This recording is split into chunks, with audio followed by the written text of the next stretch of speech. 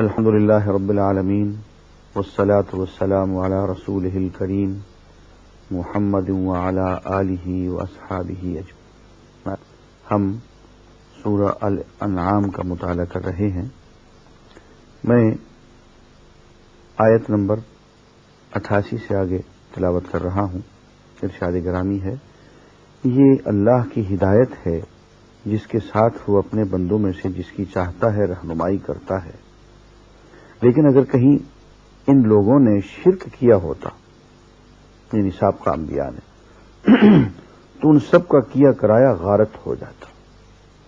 وہ لوگ تھے جن کو ہم نے کتاب اور حکم اور نبوت عطا کی تھی۔ اب اگر یہ لوگ، یعنی کفار قریش، اب اگر یہ لوگ اس کو ماننے سے انکار کرتے ہیں تو پرواہ نہیں، ہم نے کچھ اور لوگوں کو یہ نعمت سونپ دی ہے جو اسلام قبول کرنے والے ہیں، جو اس سے منکر نہیں ہے۔ اے محمد صلی اللہ علیہ وسلم، وہی لوگ اللہ کی طرف سے ہدایت یافتہ تھے، تمام انبیاء کا گروہ، انہی کے راستے پر تم چلو اور کہہ دو کہ میں اس تبلیغ و ہدایت کے کام پر تم سے کسی اجر کا طالب نہیں ہوں، یہ تو ایک عام نصیحت ہے تمام دنیا والوں کے لیے۔ پہلی بات یہ کہ تمام انبیاء کا ایک ہی دین، حضور کا دین بھی اس کی آخری شکل، اس کی لیٹسٹ اس کا ایڈیشن، اور یہ فرمایا کہ اس چکر میں نہ پڑو کہ فلاں مانتا ہے اور فلاں نہیں مانتا، کچھ لوگ نہیں مانیں گے تو کچھ اور لوگ مان لیں گے، تمہارا کام صرف بات کو پہنچائے جانا ہے۔ ہاں، یہ کہہ دو کہ میں کسی اجر کا طالب نہیں ہوں، اس لیے کہ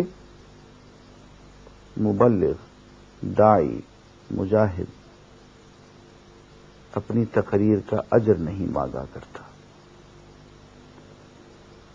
آگے ارشاد فرمایا،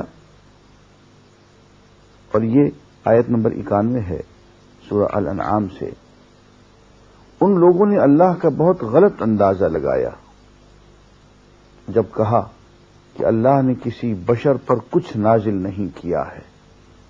ان سے پوچھو، پھر وہ کتاب جیسے موسیٰ علیہ السلام لائے تھے، جو تمام انسانوں کے لیے روشنی اور ہدایت تھی، جسے تم پارا پارا کر کے رکھتے ہو، کچھ دکھاتے ہو اور بہت کچھ چھپا جاتے ہو، اور جس کے ذریعے سے تم کو وہ علم دیا گیا جو نہ تمہیں حاصل تھا اور نہ تمہارے باپ دادا کو۔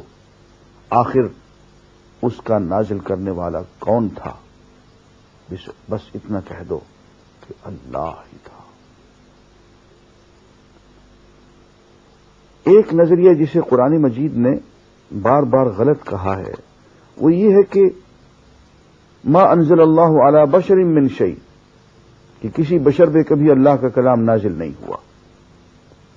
تو وہ پوچھو موسیٰ علیہ السلام کون تھے، ابراہیم علیہ السلام کون تھے، یہ سارے انبیاء مسند احمد کی روایت کے مطابق جن کی تعداد 1,24,000 بنتی ہے، یہ کون تھے؟ فرماتے ہیں کہ سب انسان تھے، سب نوع بشر میں سے تھے۔ ہاں، اللہ کے قرب، اللہ کی وحی کی وجہ سے ان کا مقام، ان کا رتبہ عام انسانوں سے بہت بلند تھا۔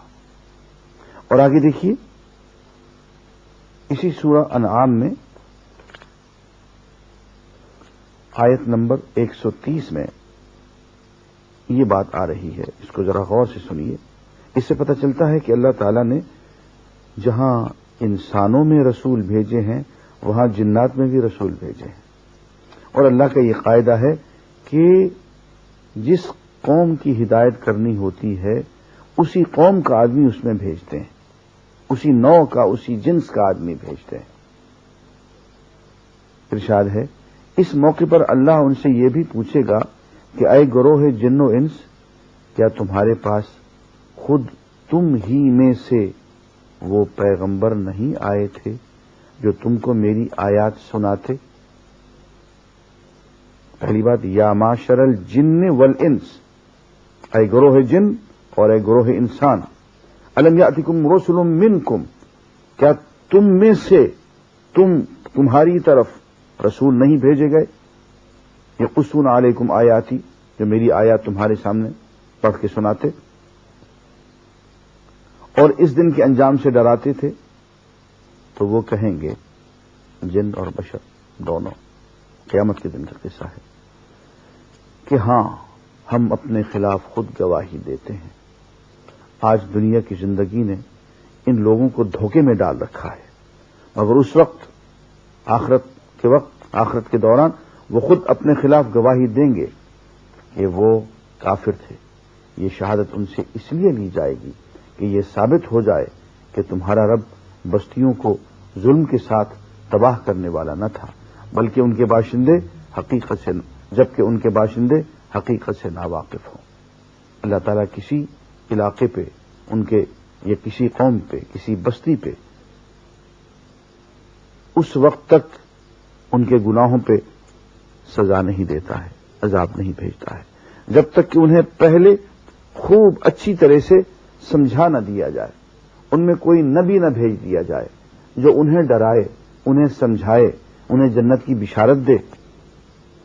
جب پوری حجت تمام ہو جاتی ہے اور اللہ کا نبی، اللہ کا رسول ہر طرح سے ان کو خیر کی، حق کی، انصاف کی دعوت دیتا ہے، ظلم سے، شرک سے، قتل، خون خرابے، دہشت گردی سے روکنے کی بھرپور کوشش کرتا ہے اور وہ باز نہیں آتے ہیں، تو پھر اللہ تعالی کی طرف سے عذاب کا کوڑا برستا ہے۔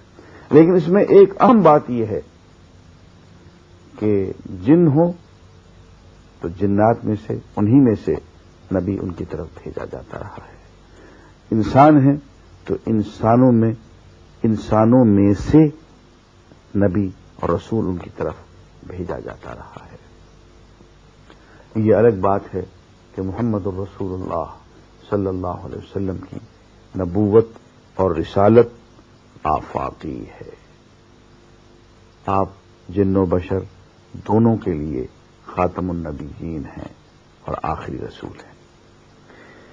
یہاں میں ایک بات آپ کی خدمت میں اور بھی عرض کروں گا جو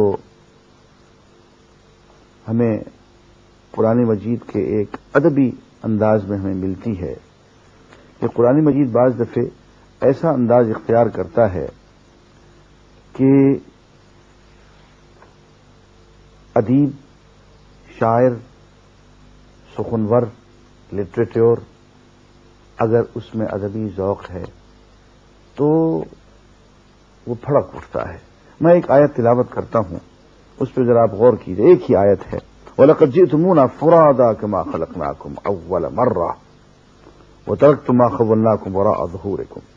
ترجمہ یہ ہے، اللہ تعالی قیامت کے دن اپنے بندوں سے ارشاد یوں فرمائے گا کہ لو، اب تم ویسے ہی تنے تنہا ہمارے سامنے حاضر ہو گئے نا، جیسا ہم نے تمہیں پہلی مرتبہ اکیلا پیدا کیا تھا۔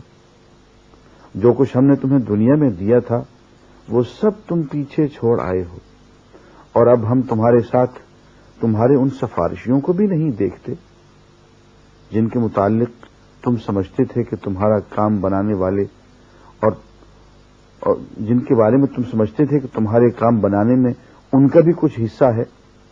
تمہارے آپس کے سب رابطے ٹوٹ گئے اور سب تم سے گم ہو گئے جن کا تم زعم رکھتے تھے۔ اب افسوس کہ یہ ترجمہ ہے، اصل کلام نہیں ہے۔ اگر اصل کلام